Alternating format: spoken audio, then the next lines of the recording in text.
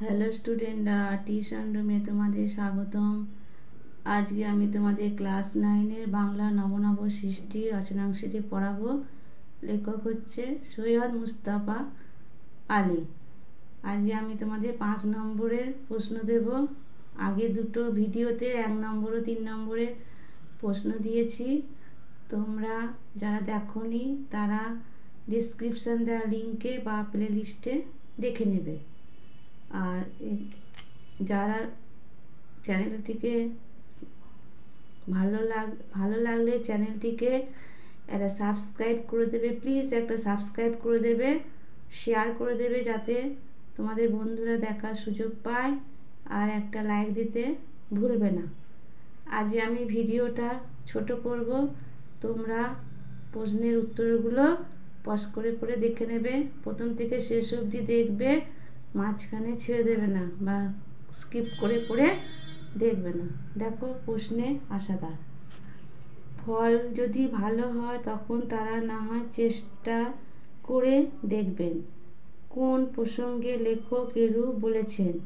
বাংলা সাহিত্যিকদের নিয়ে এই প্রসঙ্গে লেখক কি বলেছেন? উত্তরটা তোমরা পজ করে করে দেখে নেবে। কেমন? এই উত্তরগুলো তোমরা পজ করে করে সব দেখে নাও। আজ আমি ভিডিওটা ছোট করব, আর তোমরা এগুলো সব পজ করে করে উত্তরগুলো দেখে নেবে। তারপর 2 নম্বর দেখো, ধর্ম বদলালে জাতির চরিত্র বদলায় না। নব সৃষ্টি রচনা অবলম্বনে এই উক্তির সত্যতা বিচার করো। উত্তরটা তোমরা পজ করে করে দেখে নাও। আমি ভিডিওটা আজ ছোট করব, তাই তোমরা একটু পজ করে করে দেখে নাও, প্রথম থেকে শেষ অবধি দেখবে। আমি ইম্পর্টেন্ট প্রশ্নগুলোই তোমাদের বেশি বেশি দিয়েছি। দেখে নাও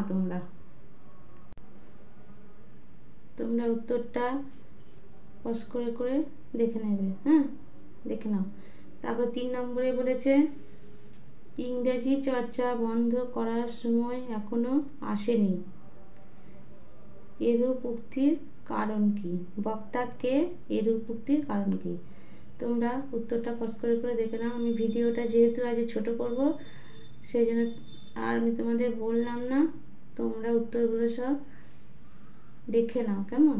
উত্তরগুলো তোমরা সব দেখে নাও, প্রথম থেকে শেষ অবধি দেখবে। ইম্পর্টেন্ট কটাই দিয়েছি, 4টে প্রশ্ন দিয়েছি, 4টে প্রশ্নে তোমরা ভালো করে করবে, পড়ে নিয়ে বানিয়ে লেখার চেষ্টা করবে, তাতে দেখবে মনে থাকবে।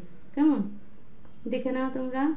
বেশ, তারপরে দেখো 4 নম্বরে, বাংলা ভাষায় আরবি ফার্সি শব্দের ব্যবহার সম্পর্কে নব সৃষ্টি প্রবন্ধ অবলম্বনে আলোচনা করো। উত্তরটা তোমরা দেখে নাও পজ করে করে।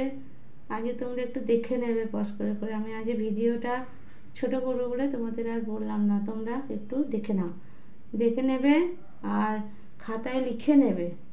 আর পড়ে নিয়ে যতটা সম্ভব বানিয়ে লিখবে, তাহলে মনে থাকবে তোমাদের পরীক্ষার সময়। এই 4টে প্রশ্ন দিলাম, 4টে প্রশ্নে তোমরা ভালো করে করবে। এই প্রশ্ন কটা তোমরা কমন পেয়ে যাবে, বেশি দিইনি, আমি বেছে বেছে তোমাদেরকে দিয়েছি।